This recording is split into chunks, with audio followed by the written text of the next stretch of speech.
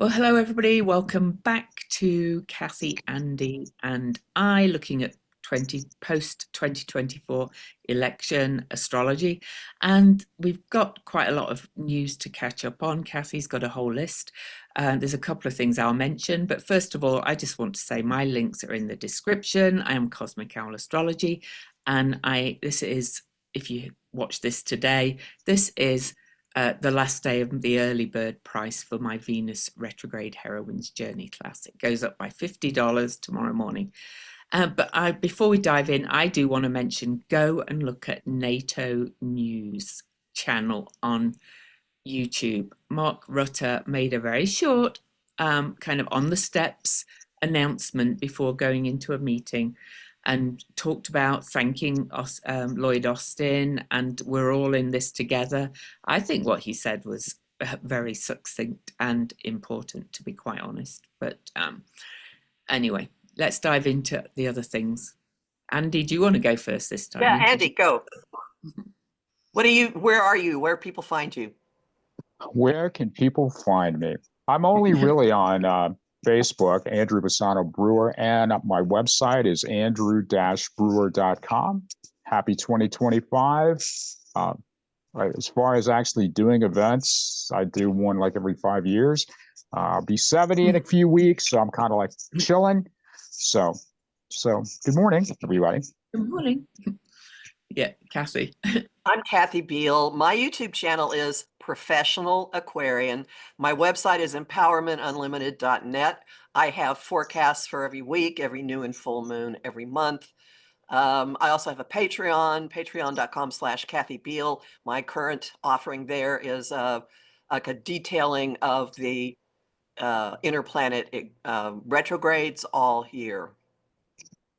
Cool. And my information should be below as well. Yeah. So we have a group kind of chat where we kind of post the news, but Cassie's done a roundup of it because she's really good at that. So Cassie, what's been in the news? Well, everything I have chosen addresses something that we have been talking about for weeks. And I've tried to put it in groupings, but I may go all over the place. The framework for today actually is reiterating that everything that's happening now is a global issue. All right. We are focused on the United States, but what's happening in the United States is part of a much bigger concern, issue, problem, you name it. So Andy had been saying, we had been saying that EU and NATO, things from there would be circling back around the globe and coming to bite a certain person. Unfortunately, our country's getting bitten too. NATO has restructured in response to the threat of a Trump presidency. It has now taken over control of air defenses in Poland. We have multiple countries are speaking out against election interference by a certain multi-billionaire technocrat. UK, France, there's a whole bunch of them. And there's talk of a European Commission actually investigating his interference. I think Canada is also making this kind of noise. And what's backing up, what's going on with NATO specifically is paralleling what's happening with everybody, of people taking on more self-determination and not sitting back and waiting for someone else to fix things. Talk coming out of Trump is causing tensions with our own allies, with Panama, Canada, Denmark. These are our allies. The UK has actually issued a statement saying, if you don't rein Musk back in, we want to break off diplomatic relations with you. Would you think about that one? I mean, okay, the UK and Canada are like our biggest allies. So there's something going on here that is much, much bigger. So that's one area. Sanctions on Russia too. Oh, we just had a new round of sanctions on Russia having to do with oil. And this has just come out today. we had been saying there would be pushback against things that Trump is up to. He did get sentenced. The courts have not gone his way entirely this week, and it started on January 9th, which a number of people were saying was going to be an important day. After Carter's funeral, courts started falling into place. So the Supreme Court didn't intervene in New York State sentencing him. And yeah, he didn't get a jail time or a punishment, but his felony convictions are now on record. They're appealable. They exist. And the 11th Circuit threw out Judge Aileen Cannon's pause button on the release of various Jack Smith reports, and the January 6th report is scheduled to come out on Monday. One of them. One of them, Yeah. the January 6th report. Yes, not the one involving documents. The documents report is going to both houses of Congress and the Judiciary Committee and so on. So it will be preserved. So, yeah. And that's because there are still two defendants in that, at least as long as there isn't a Trump appointee in charge of the DOJ. So I just want to, before we go into this, I want to recap the global situation. How many governments are falling right now? Syria fell. Romania threw out its election. There's problems in Georgia. Macron got a vote of no confidence. The Chancellor of Germany got a vote of no confidence. There's big trouble brewing in the UK. Justin Trudeau has said he's stepping down. I can't think of a period in time when globally so many governments were in chaos, in disarray. Yeah. Andy, you want to add anything to this recap before we move on? Yeah, I mean, I said straight from the beginning that it was important to really look at interglobal connections, especially NATO. I mean, I specifically said all the things that are happening. I said this back in November. And I think it's important to really look at how Trump plays to his base in the United States and how that is interpreted globally. I mean, so a couple of places I specifically pointed to were Poland, and France. And so these things are being initiated through Macron in France, and it's happening with this defense system with Poland. I mean, so if you look at Trump's rhetoric and you look at what he's saying, if you have a crazy boy who's saying crazy things and other people depend on that crazy boy, they may start to get suspicious and begin to build things for themselves. Now, his involvement with Musk is also something that the three of us talked about. And I think that also circles back to leading to the potential that Trump might be investigated. If we look at things specifically from a U.S.-centric standpoint, we miss the big picture. All I've tried to say, and collectively the three of us have tried to say, is that we have alliances and other things happen that potentially can come back to have a very dramatic impact on the way in which the United States has to operate. This isn't Trump Town yet. I mean, it's not the Gulf of Trump and Co. yet. I mean, it's still, we are connected. So people may go, oh, well, Panama is going to invade us. But if you start to think about if the EU and other countries, maybe China, decide we're over the United States, this could have a very dramatic impact on the United States standing economically and even militarily. And I still say there are a lot of people in place within the United States that are not going to be too keen about NATO dissolving.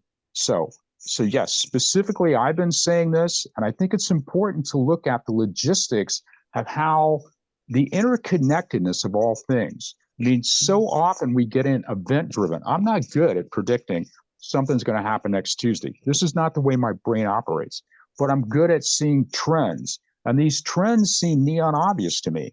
And I think now we're starting to see this play out. And also one other quick thing, and you can tell that I'm fired up about this.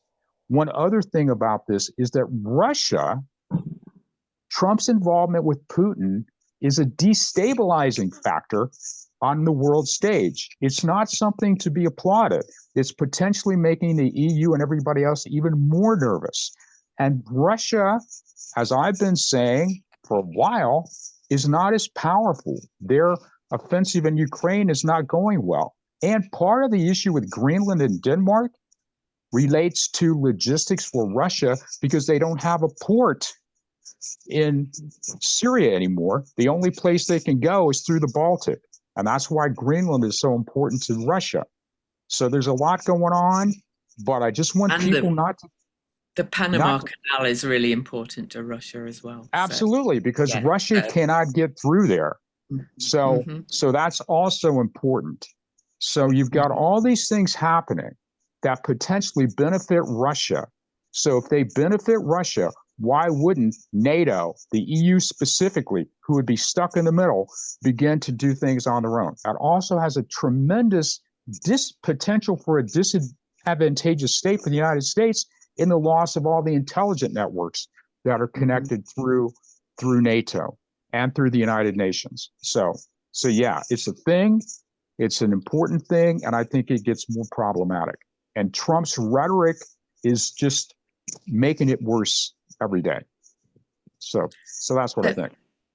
So we'll kind of start in, but I just want to say from my perspective that I still cannot say whether the inauguration will happen, whether things will stop it or whether it'll be delayed. We said very much at the start that there's so many twists and turns here. And this is why we keep doing them, because more things are emerging and emerging.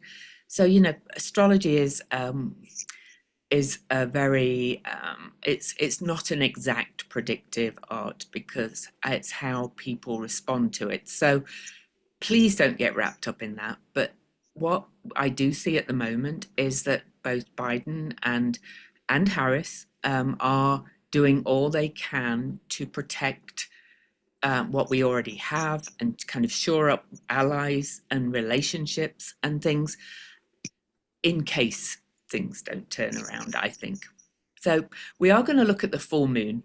But I just want to point out one thing that I've been looking at for a while before we do, is that after the full moon, right after, like minutes really, or hours, we have an occultation of Mars. Now, they don't happen very often. And I've put this image up because this is the path of the occultation. It's covering the whole of the USA. So I'll take that image off. And occultations they operate like eclipses. Occult means hidden.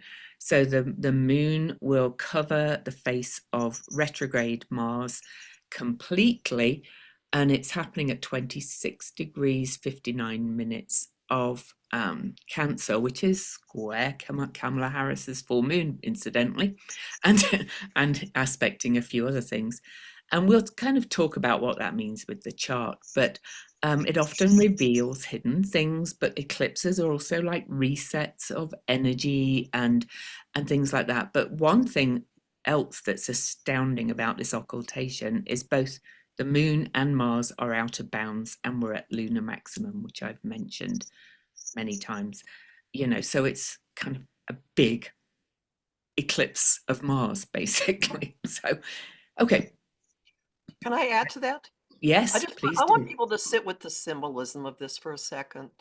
The moon, which represents our emotions, nurturing instincts, in the sign of Cancer, which she rules. Cancer is the home, women, mothers, caretaking, is taking over Mars, the influence of anger and war and the masculine and attacks. Can I say it again? The most feminine, emotional, got a home moon is taking over Mars, just sucking him up. Does that mean he then turns into her advocate, her protector? Does she just blot him out and make him go sit in the corner? We'll have to see. And in mundane astrology, which is the astrology of kind of world events, the moon also represents the people. So, there's that too. And I had another thought. Mars is also actions that are taken, and occultations, may reveal other actions, shall we just say. So shall we share the chart for the full moon then? Can we talk about the lead into it for just a second? Yeah, go ahead. So you said Venus's situation this week is? Venus is in Pisces. She is exalted, and today she is at her greatest elongation. Venus moves very close to the sun because of where the planets are, and she is never, from our perspective, more than 47 degrees and a few minutes far away from the sun. And today she is at her greatest elongation and is going to start dipping down in the evening sky. So, she's kind of not as tethered to the sun right now. She's kind of acting more kind of out there on her own, that kind of sense. And Venus in Pisces is very much about higher love, compassion, interconnectedness, all of those dreamy things. So. And then after that, we have lunar maximum and the nodes changing signs. We have lunar maximum, nodes are changing signs tomorrow. No, Sunday, 11th. We're at lunar maximum standstill for a few weeks. I think the actual peak declination is March the 17th. I think I got it. So every kind of every time the moon is going through the signs of Cancer and Capricorn and the surrounding signs, it's going way off the ecliptic from our perspective. This is why we're having a lot of super moons, full moons and things. Everything's heightened at the moment. So, but the nodes changing signs is when we're at lunar maximum from Aries to Pisces, and that happens before the full moon too. And that's going from the first sign of the zodiac to the last sign of the zodiac. I see that as the biggest shift of the nodes completely. So we'll talk. And that tracks what's happening with Venus and also with that Cancer full moon, because at the first sign of the zodiac, the node at 0 degrees Aries, it's ruled by Mars. I know you don't like the word rules, but it's at the most fiery, and it affects everything with all these individual actors being moved into self-determination. And when the nodes shift into the very last degree of Pisces, this is absolute interconnectedness. This is the highest Venus possible, Venus in Pisces territory, and she will be there later during her retrograde later in the year, but that's probably, don't worry about that. That'll come up later. It's only a few weeks away, but I will say on the way to her retrograde, she will conjunct Saturn, conjunct Neptune, conjunct the North Node in Pisces, and then revisit most of those aspects later. So, and she will trine Mars in Cancer twice too. So the 29th degree of Pisces, the very last degree of the zodiac, is sometimes known as the degree of ultimate sorrow. It's where we just soak up everything going on with everyone. There could be some really big events. So the nodes are at, they're at the doorway to leave Aries, and we have massive fire gutting a major city. And so when it moves to the very end of Pisces, I don't know if this means water events, something else that pulls everyone in together. We'll see how that plays out. And as this is happening, we have an aspect as a lead up to the full moon that is revisiting events from the very end of October, specifically around October 28th. And that is Mars, the action planet in Cancer, which is where the moon is, Mars in this feminine moon energy in a trine to Neptune in Pisces, which is where the nodes are going. Something about is it taking action on creating a fog? Is it taking action on lies and fraud? Is it action to push more? Well, as this happens, the sun is also in a trine with Uranus, the guy that throws lightning bolts, that pierces the fog, that shows things, that knocks your perspective sideways, and you get epiphanies and new ways of looking at things. And in my forecast for the week, I saw this combination as maybe heaven sent revelations. There's a concept, I mentioned this last time, in Greek theater of the deus ex machina, a god just basically being lowered down into the action to make things happen when the humans weren't capable of doing it. So we had said many twists and turns. This combination promises an extremely active weekend.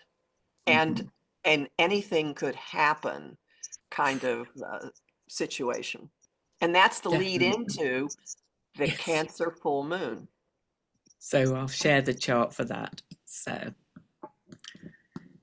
one thing I quickly want to mention before we look at all of the energy, Kathy mentioned the sun trining Uranus on the way to the full moon. It's still an active aspect, I think, on the full moon.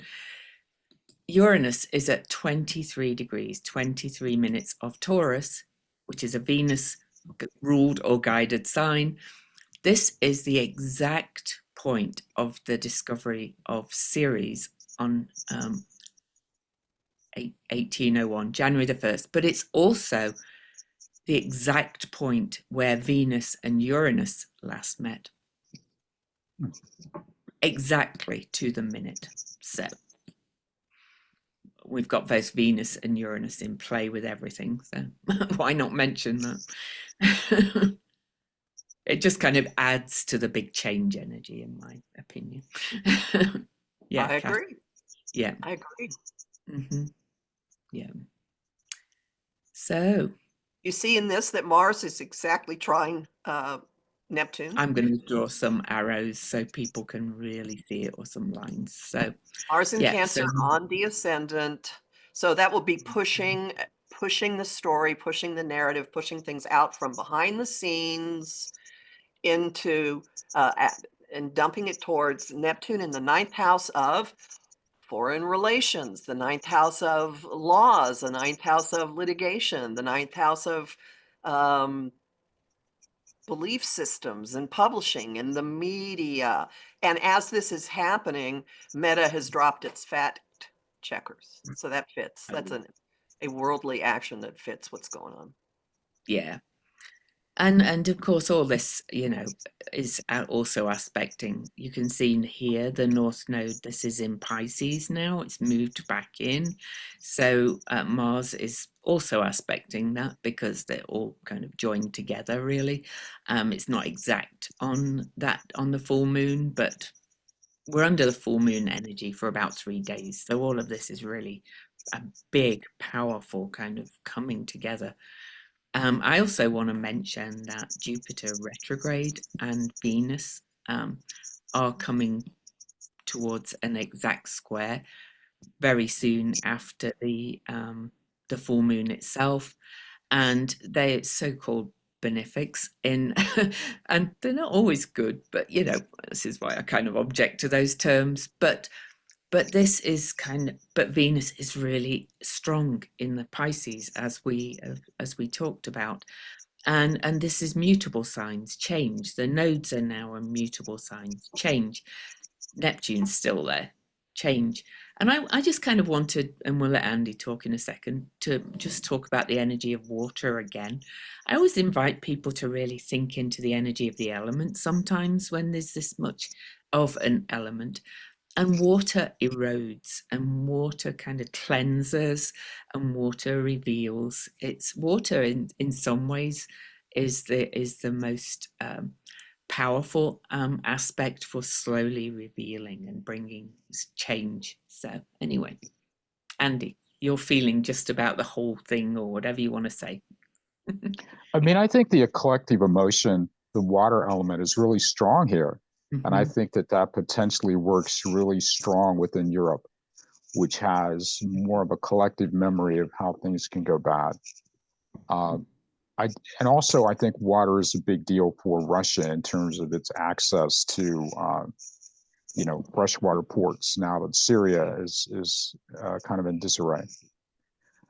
I still maintain that there is an interconnectedness that is going to be revelatory, and that. Sorry, my watch decided to talk. I'll put it away.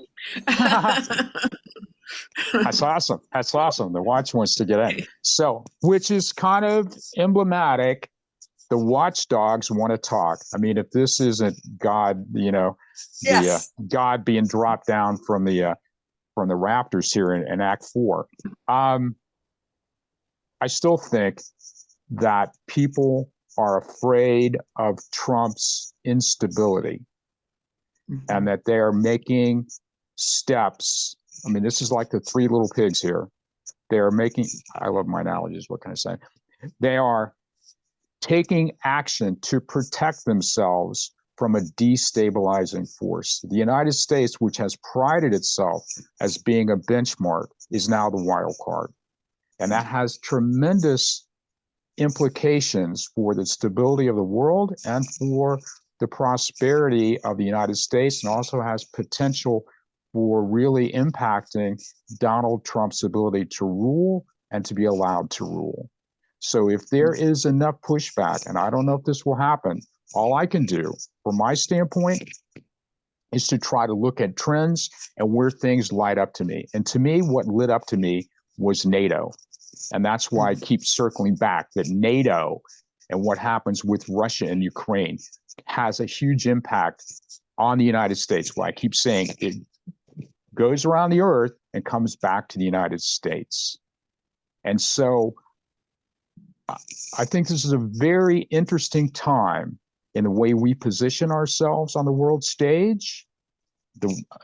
America first may not really work so well long term. And if it doesn't, that also has the potential for a revisiting of Trump's policies, which is what I expect to happen. So the water element, the emotional element, how emotions are being triggered in all directions, I think is very significant for what's really happening, both within the United States and on the world stage as well. And thank you to your watch for joining in. Yes. And if I could mention one more thing that's, happening almost on the full moon, but actually on the way there, is that Jupiter retrograde is making, and I love your expression, an unbroken flow aspect from Gemini to Ceres in Aquarius, the sign of the people, hopes and wishes for the future.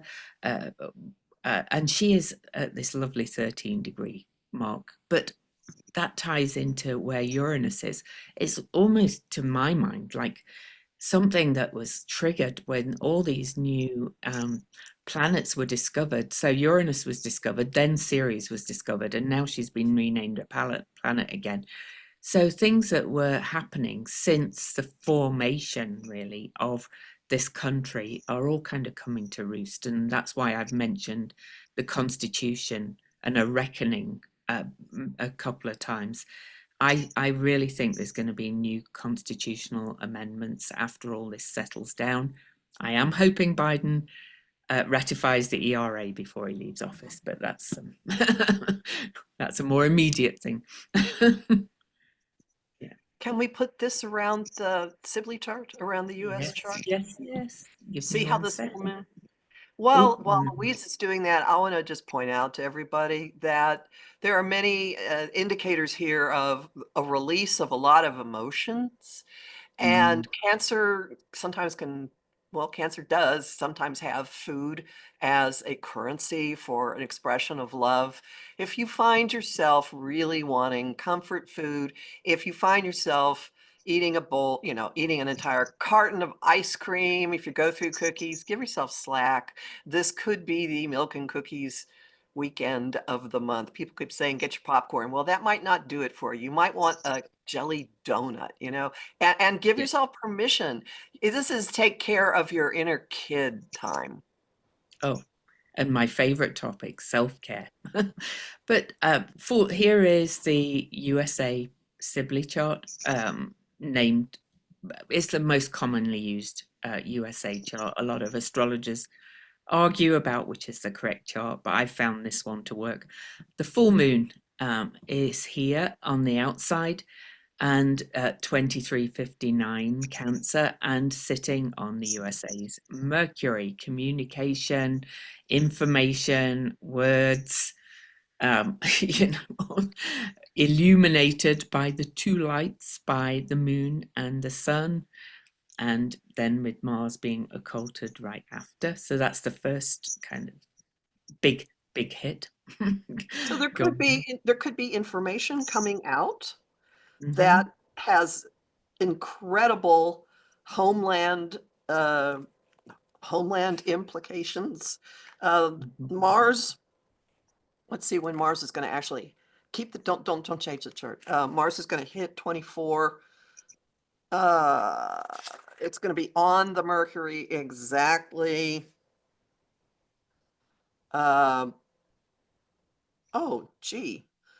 Monday or Tuesday, the 20th or 21st. So around the date that is scheduled for the inauguration, Mars will be on the US Mercury. So we'll be feeling that buildup starting from now, because with the moon there, it's pulled it in. And Mercury, things having to do with definition of homeland, things that people are very emotional about, in the 8th house of joint resources, secrets, crimes. I think, yeah, we said last week, if everybody remembers, that the 8th and the 12th and the 4th houses are kind of like hidden houses. But one other thing I find interesting, building on what Kathy said, is that the nodes have passed over now. The angles of the US chart, the midheaven, the public visibility, and the IC, which is the root of the chart, the base of stability, and they've moved back into Pisces, and all of this is joining in the 3rd house, which is community, but it's also information, it's a voice, and so it could be the news revealed, and it's being, we looked at that occultation, Mars trying to Pisces, what secrets are going to come out. And secrets, what are these reports going to say, for example, or what else is somebody going to say that reveals their true intentions?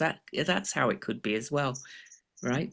Right, and Jupiter exactly on the 7th house cusp, the house of alliances and partners and open enemies. This adds to the possibility of information coming from multiple, Gemini is more than one, multiple allies, multiple other sources. And there, look at that the contact to Venus pulls into that as well. So this ties to what Andy's been saying. And if you look, now that you have marked Venus and Pisces down in the 3rd house, she's moving into an exact trine with the US sun. So this is something about who we really are, what our alliances are, what we are as a people, what we protect. And what date is that exact Venus Saturn conjunction? That's coming up. The 18th. The 18th. The 18th. Venus conjunct Saturn is often like a big reality check. It's kind of like this slap in the face. So whatever comes out under this full moon, by the time Venus conjunct Saturn, it may be like people waking up and kind of saying, for example, I shouldn't have voted for him, kind of thing, that kind of energy. Because we're seeing the reality now. I mean, where is the mention now of all the things that were talked about in the campaign? Gone. Gone. Yeah, gone. Oh, Yeah. shell game. Nope, you voted for me. Now I'm going to do what I want. And here's what I'm doing. Like, what? Yep. Andy, any comments about all this, how it's affecting the US particularly, but of course it all ripples out as you have said. I mean, simplistically, do we sacrifice NATO to make Trump happy? The other thing from an astrological standpoint is I'm curious when retrograde Mars hits 27, because then it would be opposing Pluto down there in the second. It's You there. know, it's there right now. It's there. It's there on the full moon, and it's actually just it's actually just past that opposition. So not only are we having a Mars Pluto opposition by transits 3 times we've talked about, it's opposing the US's Pluto again for the second time on this full moon, really, or just before it. So. And I would think that that relates to sort of intercontinental finances.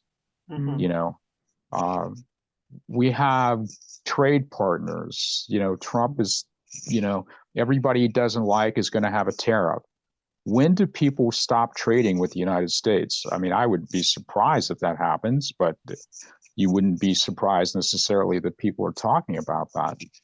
There are huge repercussions potentially for Trump's policies.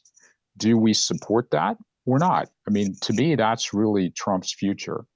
And the fact that all these things, all these like intense types of changes could be happening so fast, I think really makes people in my opinion, would make people really sit down and go, were we expecting this? Is this really the price we want to pay to move forward? And I think that internally within the United States, there have to be a lot of people, especially within the United States military, in my opinion, who would say, I'm not sure that this is a price we want to pay. How do we mitigate this? How do we split the difference? And if so, in order to maintain our alliances, what does that look like in terms of the way we present ourselves to the world? I mean, the three of us have talked about this a lot. How does the United States position itself on the world stage? If Trump's talking about water faucets and then invading the Panama Canal, I mean, and then talking about whales are having, you know, emotional issues because of windmills or whatever he's talking about, how do other people look at him? And if we as a collective say, this is our dude, how do they look at us? I think these things are super important. And I think that the water element here, the emotional element here is a huge deal. Again, I'm not good like you two at saying this is going to happen when this hits here, but I'm pretty good at seeing sort of the longer term trends, and those trends play out, you know, and I think they lead to ways of reassessing where we want to go. And I think that reassessment is going to play out really in a big way within the United States. And that's my feeling about that. Yeah. And that's why I think it all works together. Can I just give a quick shout out to the air element? Because, please. and to my beloved Ceres again. Ceres with two Aquarians here, sure.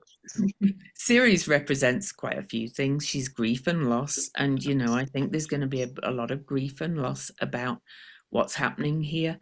But it's also forming, and Jupiter's kind of moving away from it, but it's still there. All these ideas to the US Saturn, an air grand trine of information and perceptions and ideas, to speak to what Andy's saying about how others see us, because Jupiter's on the descendant, and kind of getting a bit of a hard lesson about how our relationships with other countries see us. So Saturn, hard lesson.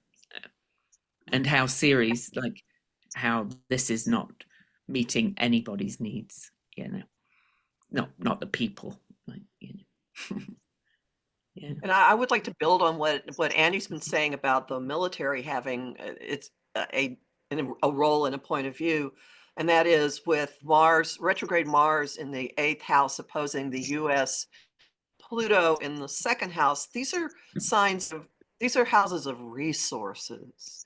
I would say that in addition to the officer class of the military having a certain point of view, there are also business interests, huge business interests that may have a thing to say about what is going on. We just see some regularly occurring figures in the news, but there are other people and other corporations and other interests with their own turf to preserve who may have a very different approach to seeing our trade, our trade partners looking at us like, do we need to go to war with you? Yeah. It's, and some of them are even already starting to make fun of it.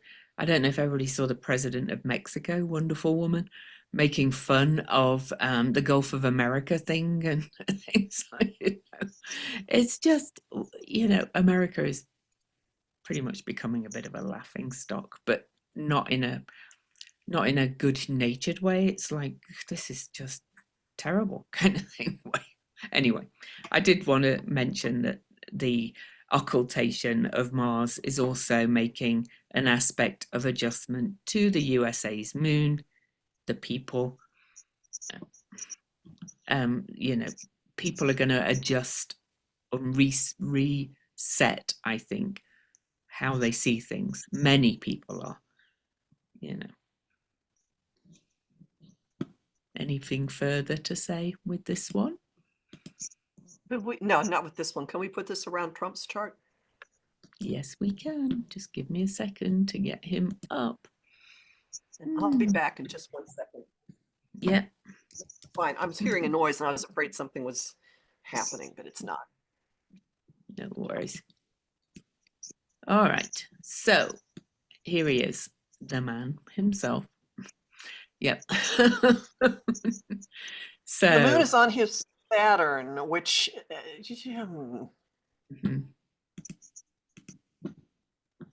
Is Saturn and his Venus. Yeah, I think it can mean both, like him kind of coming down even harder as a strong man, and people seeing it more, the light shining on that more. What's your take on it? That reflects the things that have been happening involving courts lately. And especially if the January 6th report comes out on Monday on this full moon on his Saturn.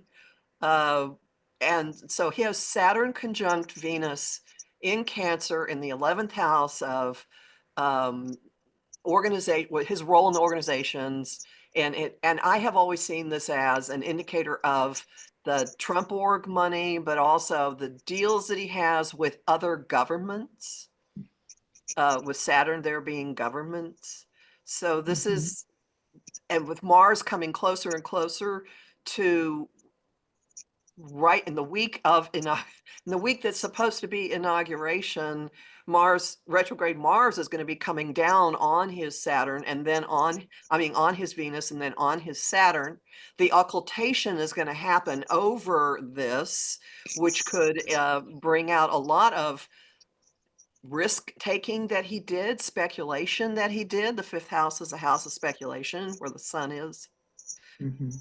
This is not a minor event at all in his life, and the moon is in a sextile, which like opens a window or a possibility to Uranus in his 9th house of legal matters, foreign dealings, the law, and it's right on top of his midheaven, something very sharply breaking through fog. This is another indicator of revelations, of information. Yeah. And Uranus, when does Uranus station direct? I can't remember. Can you remember? I'll get my cheat sheet. It's not far. It's not far away anyway. So Uranus. No. It's also squaring his Mars there in the 12th. And we've talked about this. Both Trump and Elon Musk, I don't think are really built to handle stress. And I think that the stressors will get stronger and stronger and Oh, stronger. sorry. Sorry. I was trying to look January 30th. Uranus January. stations direct on Yeah, January 30th. thank you. I knew it wasn't. I mean, it's, it's a little way away, but he's slowing down, is my point. I was trying to look for that too. He's slowing down at this point. So Uranus is getting kind of more potent as he approaches the station direct. Sorry, Andy, I didn't mean to interrupt. No, not at all. But I mean, I think that energy squaring his Mars there in the 12th, how does Trump really handle big time stress? He's got a lot of things that potentially could go well for him and a lot of things that could potentially go bad for him. And if things do become contentious, being pushed back against Trump, and that energy is significant, I think Trump is going to go into some kind of freak out. And the same kind of thing with Elon Musk. That is actually what I would expect is the more likely path moving forward. But with all that stuff with Uranus up at the top of the chart there, right on the midhaven there, changes in the way he's seen, the way he presents himself, both in terms of his philosophies and his public standing, and how that impacts this 12th house Mars, which I think is kind of a, we could kind of look at it from a developmental standpoint, some maybe daddy issues. I mean, it'd be a simplistic way to look at it, but not that far-fetched. I still maintain it gets complicated for Trump and things don't go well for Trump, no matter how it may appear right this second. Again, events will tell us over time. But to me, the conditions in opposition to Trump seem to be getting stronger. And that's why I think that trend line works against him and against the kinds of things that he's trying to implement. I mean, that's my primary way of looking at that. I think that Uranus square to his Mars is significant. And also, when this triggers his Venus-Saturn conjunction this month, I think that's also likely to be pretty significant too. Definitely. And that comes back around again in March, which we talked about. Which is also when Uranus moves across his midheaven for the final time. And I'll repeat, I say this every time. Uranus across the midheaven is a wrecking ball. The wrecking ball has now gone at it several times. Things, I don't care, it's a fixed sign up there. It has to do with money. It's very stable. It doesn't like to let go. But a wrecking ball has been hitting it and hitting it and hitting it. And it's a collapse time. In March is when the structures finally fall, whatever that means, however that plays out. Now, just in case anybody else has a midheaven with Uranus going over, sometimes it's a wrecking ball in a good way. It can be big breakthroughs, but I think in this case, it's a wrecking ball in the opposite way because of all the other aspects too. I just wanted to mention something about risk taking that Cassie mentioned.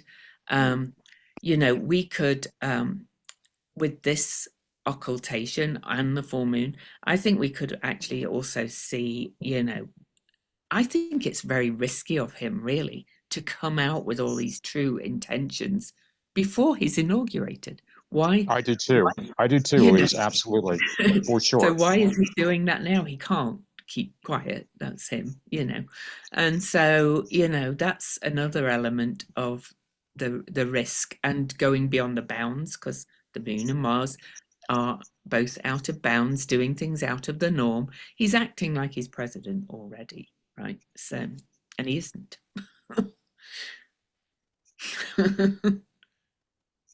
Any other comments on all of that? I think that's really important. Louise, I think that's a really important point to make. And I'm glad that you've made it, because what does that really say about him? I don't know.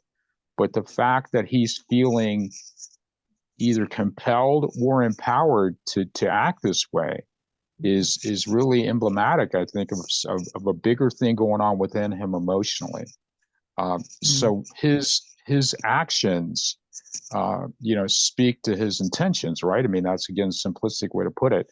But I do think it's really strange, when we look at historical norms. Obviously, he breaks a lot of historical norms, but his ways of interacting now are way kind of whack. And I do think that if he's acting like this before he's even president, that would really lend some power to the idea that people outside the United States are trying to build risk mitigation plans for themselves in case he really goes off the rails.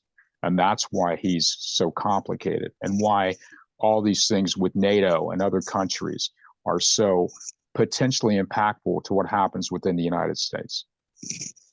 Absolutely. Any other comments on this, or do we want to look at anybody else's chart? Can we look at Trudeau really quickly? Yeah. We have a lot of people in Canada who've been following along with the saga of their crazy downstairs neighbor for some time, and now we have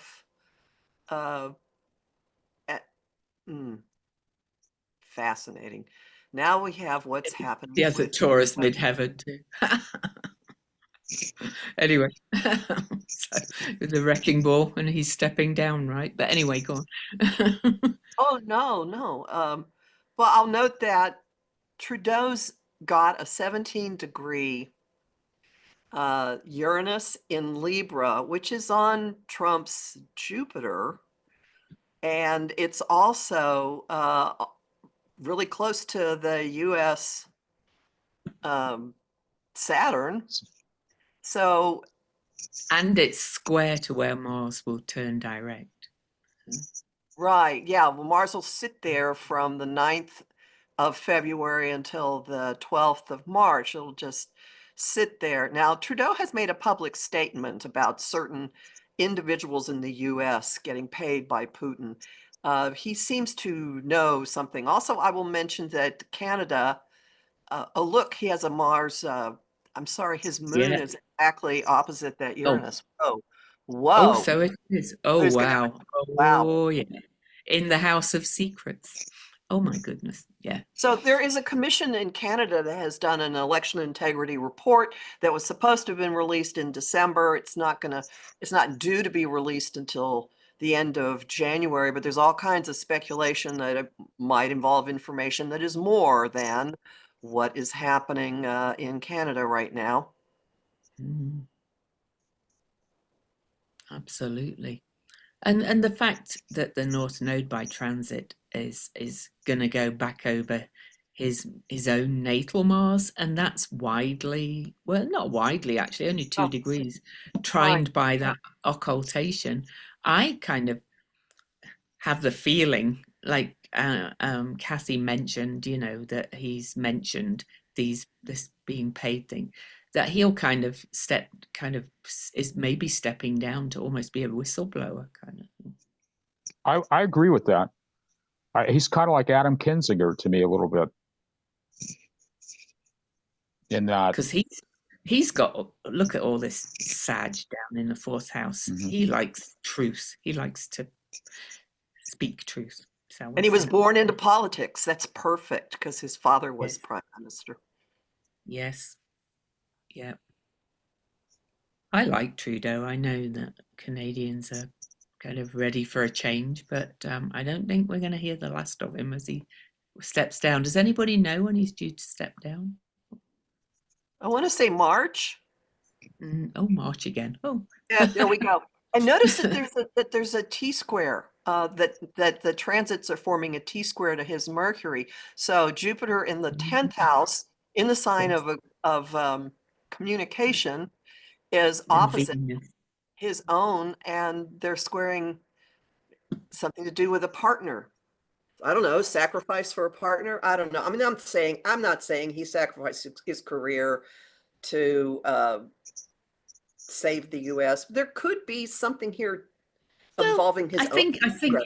I think he kind of knew he was, his days were numbered anyway, so that may have tipped him over, kind of thing. I don't feel it's like sacrifice in that way, kind of thing. He's just kind of going, all right,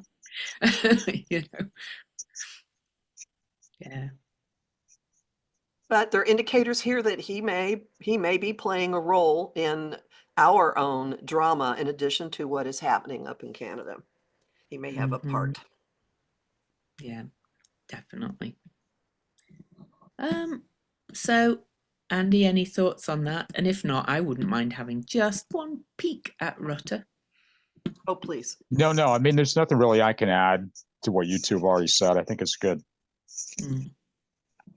So let's put Rutte up in, hang on, just going to get my mouse right, in the middle, because he made that statement, you know, and took over the air defences in, and he's another one with a Taurus midheaven. But his Taurus midheaven, I think, is him being the wrecking ball, and Uranus isn't there yet anyway, and has not been there yet. So, No. Anyway, look at the full moon right on his Jupiter in Cancer, and the Is it Jupiter Saturn? Oh, sorry, real quick. He has a Jupiter Saturn opposition with Trump. His Jupiter is opposing Saturn's Venus, and I mean his Jupiter, excuse me, is opposing Trump's Saturn Venus. To me, that's pretty entertaining. It's on it. Oh, right. Excuse me, on it. That's what I meant. Yeah. I'm old. Yeah. I'm senile. Yes, right there, 26 Cancer. I think that's like a big thing. Me too. So, you know, I think he's definitely a part in whatever's coming out in this, under this full moon. Also, you know, we're not Neptune Grand trine in Earth. Grand trine in Earth. Exactly. This, yeah. Go down. No, down to his sun. I'm sorry, I interrupted you, but I think this is important. So the sun in the sky is it? Sun in the sky is the sun in the sky. Okay, sorry. Yeah, and it's trining Uranus in the sky in the night, and trining his own natal Uranus. He plays a role in this too. Yeah, and his sun opposes Trump's Mars, so so Uranus is a T-square there. I mean, it's squaring Rutte's sun and squaring Trump's Mars. And it's opposing his Neptune. His Neptune's 24 Scorpio. So, and add that Neptune is about to travel over his Saturn and meet the North Node almost exactly on his Saturn. That's like almost exact now, really, because they're such big energies. So, you know, Saturn clarity, Saturn the ruler guide, whatever you want to call it, for the Capricorn sun on this full moon.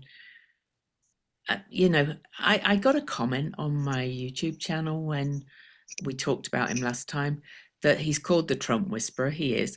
And that he likes Trump. I don't think he likes Trump. I think he knows Trump. I think he knows how to whisper to him. And I agree with that too, Louise, 100%. Yeah. Look at all the 23-degree placements in this synastry. I mean, 23 degrees is there again and again and again and again, and this pulls in his Chiron. And many people have said that a defining moment for him and the string of the kite for him, that Chiron, is the Malaysian plane being down with so many Dutch people on it. And that fuels a lot of what he's doing here. And what is happening here might not be so much, I am going to stop Trump. It might be more, I'm going to stop the force behind Trump, right? Yes. And I agree with that too. Yeah. And look at all this, the 23 as well, his series in Gemini. He really kind of, you know, I think he feels big grief around that action and wants kind of justice for it, not I'm not going to call it revenge. I think he's too smart for that. I think he wants justice. Yeah. What do you two make of Pluto opposite Venus here between the 1st and the 7th? You know, is that somebody who feels a need to protect other people? That's the way I would see that. his natal. Let me just clear off the lines so I that would say if once something is that there's an ability to both be very, very coldly detached with Pluto in Virgo and incredibly compassionate and empathetic. It's a real unusual dynamic here. But I often see as well Venus and Pluto as having very similar energy, as being about like deep desires, earthly desires, basically Venus soul desires, Pluto. And I also see, Virgo Pisces as almost like this mission to kind of do some like meaningful service kind of thing. He's got this deep desire to do that, I think. So Yeah, that's how I would see it too, that there is this like drive to be supportive, helpful, like a social reformer kind of vibe. I mean, I think yeah, that that's pretty significant. yeah, I mean, it's that's an Virgo, almost right? exact opposition.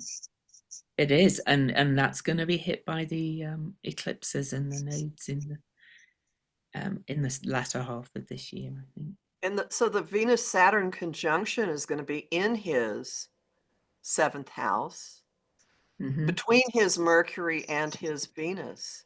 So there could be a moment, whatever is going on the 18th, this could be, it's an important day for him as well. Yeah. And moving his own agenda forward. And we've always said that, whatever's coming is probably going to be coming from Europe first, or that side of the world. So for all those people going, why isn't Joe doing anything? It's a tricky situation. This is hugely complex. It is a web of geopolitics, and you can't just do something. Do one thing. I think it has, excuse me. Yeah. I think it has more impact if it's initiated in response to global alliances rather than Democrat Republican. Me too. Me too. Mm-hmm. Yeah. And I'll just mention a clockwork thing and people will go crazy. And we can't promise anything from this, but it is an interesting coincidence that Venus and Saturn are going to join at 18 degrees. I'm going to get that exact. Of Pisces. And they were opposite on August 19th when the Democratic National Convention started. And Venus was actually in the sky at Saturn, sorry. Venus in the sky was at 18 Virgo on top of Kamala's Virgo, next to her Pluto, next to her Uranus. And now Venus has traveled around and they're going to be conjunct on the 18th, opposite that configuration of hers, opposite Rutte's.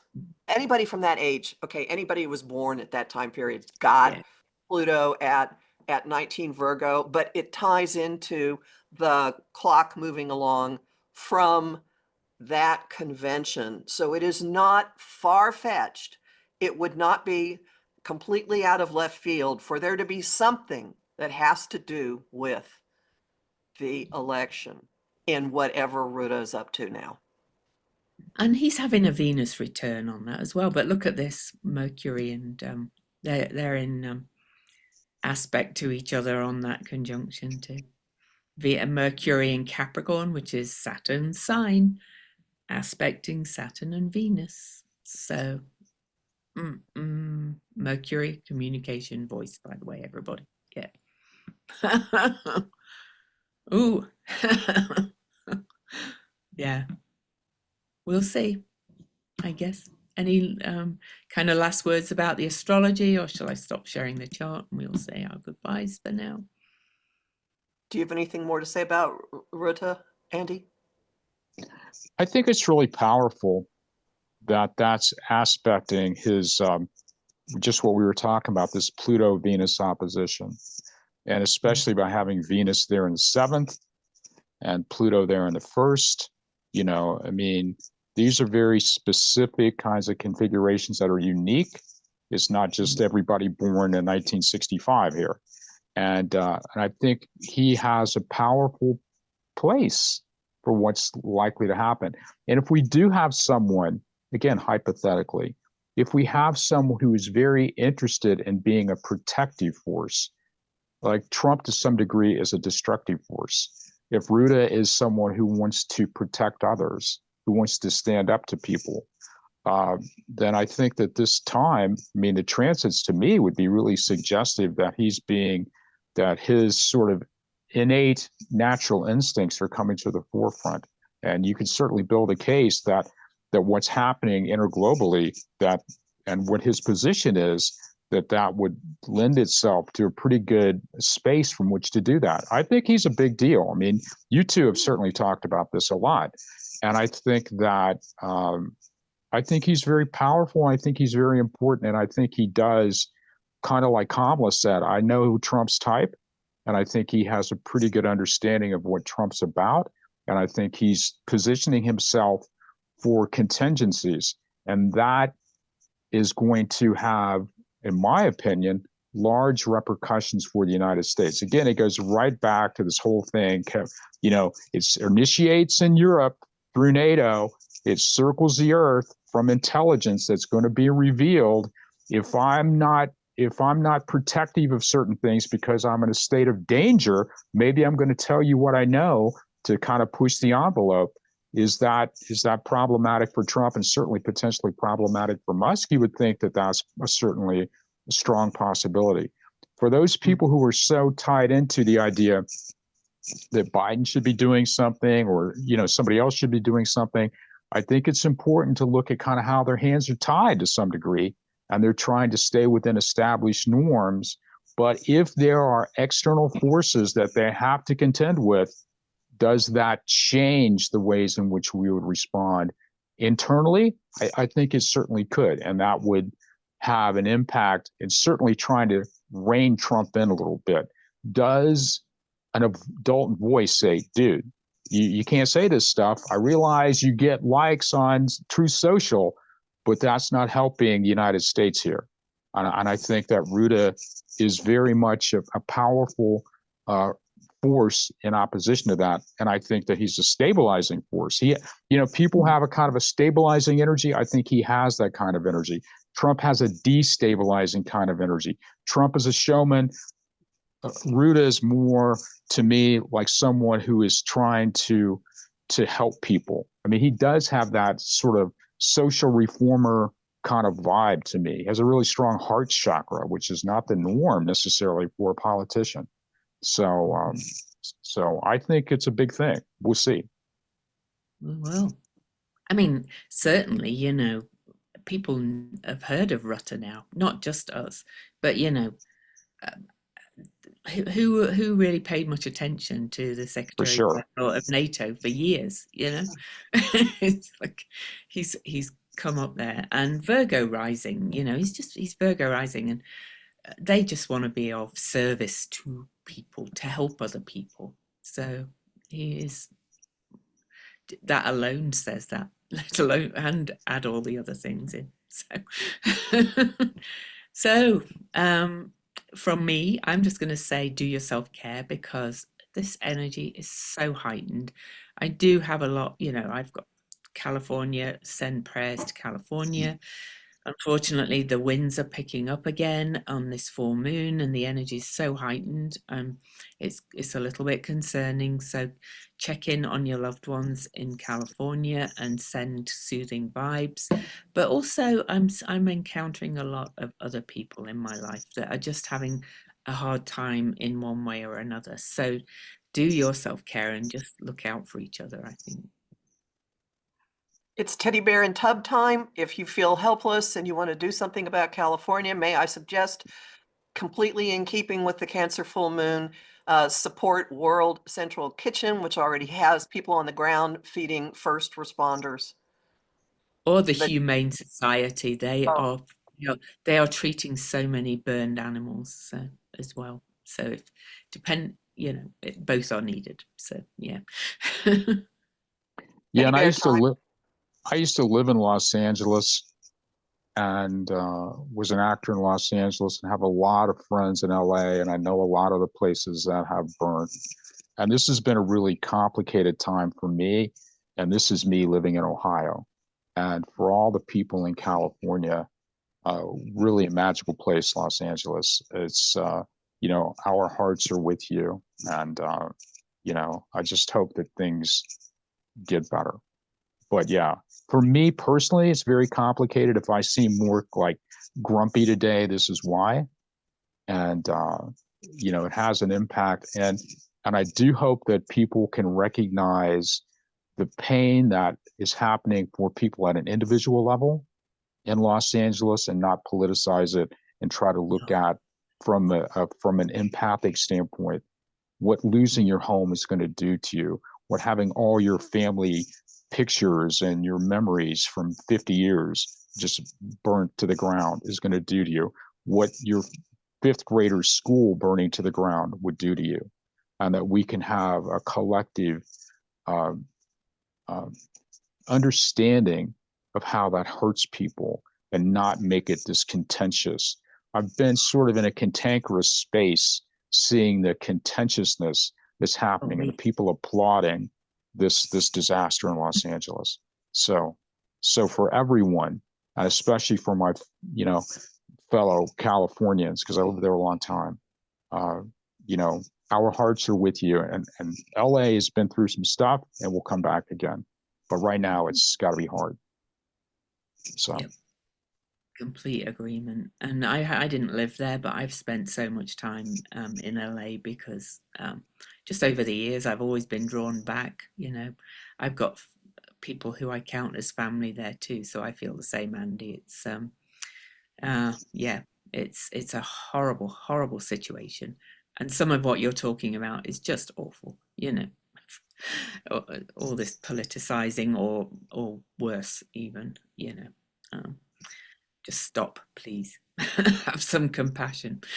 For sure. Yeah. All right. Bye, everybody.